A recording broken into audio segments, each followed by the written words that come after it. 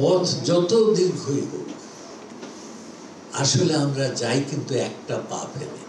আমাদের সময় তো এসব ছিল না, থাকলে হয়তো আমরাও একটু একটু অন্তত বেস ক্যাম্প, এই যে ইফতেখার আছে, বেস ক্যাম্প পর্যন্ত যায়, তারপরে ভয় পেয়ে আবার ঢাকার দিকে রওনা। তবুও আশা জাগিয়ে রেখেছে যে 70 বছর বয়সে হয়েছে না 70, এই হই হই, হ্যাঁ হই হই করছে, তাই না? মোহিত, ওকে দেখেই মনে হয় যে এভারেস্টের ওপারে যাবে। এই শাকিলকে দেখে মনে হয় যে ওর চোখ তো বেরিয়ে আছে, মনে হয় সমস্ত পৃথিবীকে জয় করার জন্য।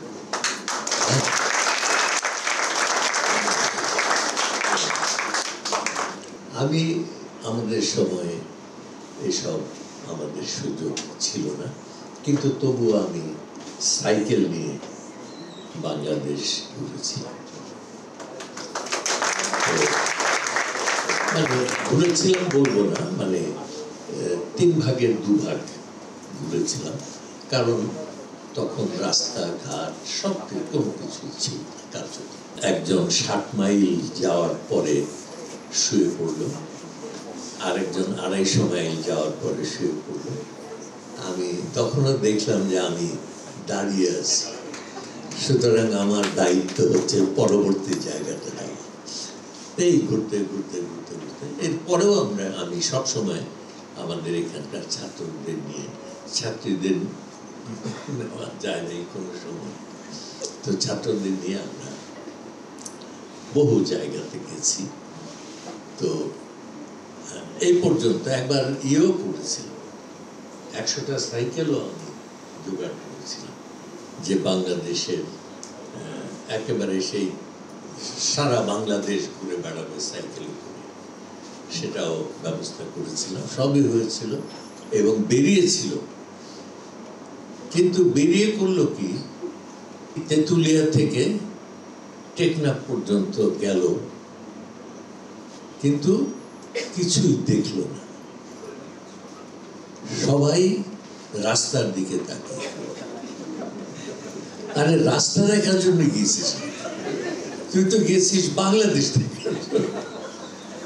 এত সুন্দর দেশ বাংলাদেশ, যে কত সুন্দর এটা তো বাইরে না গেলে বোঝার পথ নেই।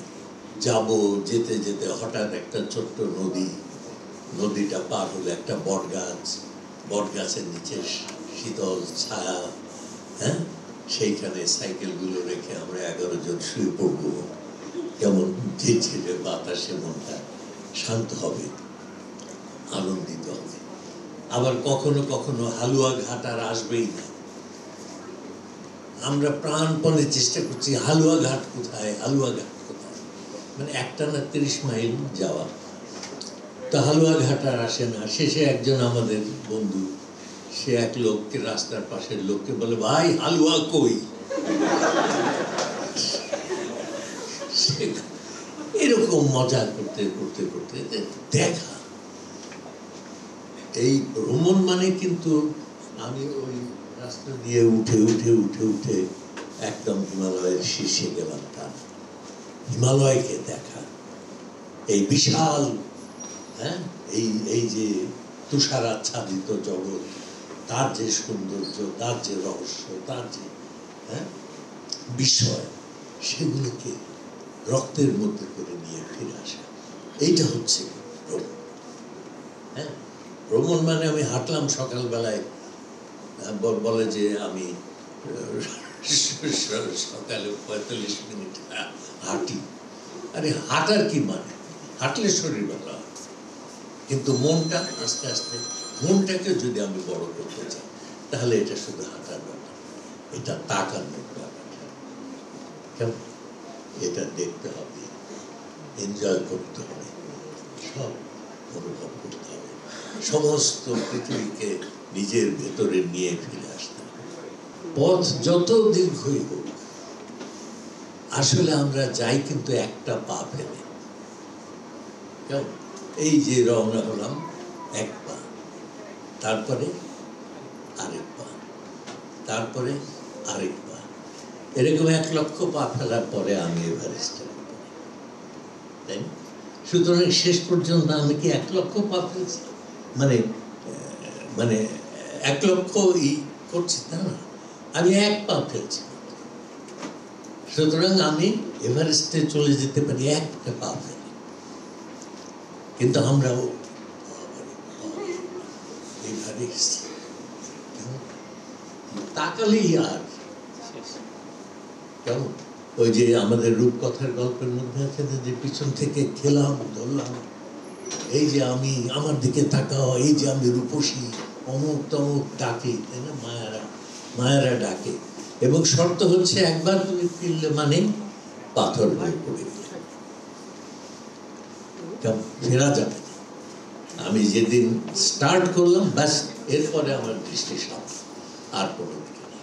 ওকে দেখেই মনে হয় একটা এক্সেপশনাল লোক।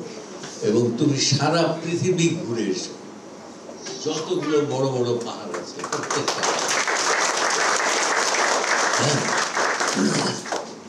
ওরও এই হয়েছে, তবে ওর চুল পড়া শুরু হয়ে গেছে, ওকে দিয়ে আর হবে না, তো এখন তবে হয়েও যেতে পারে, কেমন? তবে আমি অবাক হই নিশাত সম্পর্কে।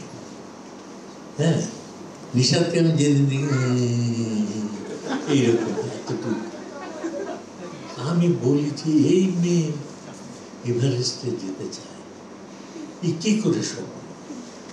সেটা সম্ভব, কারণ আমাদের মনের মধ্যে এভারেস্ট আছে, তাকে জয় করতে পারলে আমি ওই এভারেস্টকে জয় করব। এবং আমাদের দেশে যে জনসংখ্যা, তাতে আরো অনেক অনেক মানুষের এভারেস্টে যাওয়া উচিত, কেমন? এবং আশা করি যাবে।